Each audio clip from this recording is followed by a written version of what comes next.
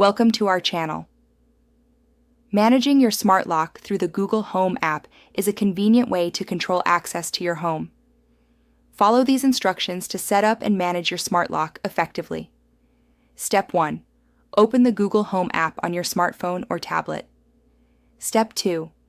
Make sure your smart lock is already set up and connected to your Wi-Fi network.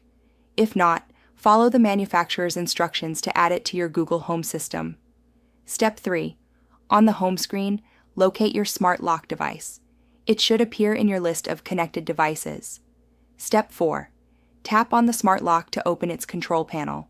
Step 5. From here, you can lock or unlock your door by tapping the corresponding button.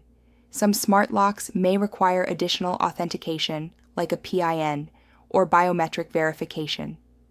Step 6. To manage settings, tap on the gear icon in the top right corner of the lock's control panel. Step 7. Adjust settings, such as auto lock timing, access codes, and notifications for lock and unlock events.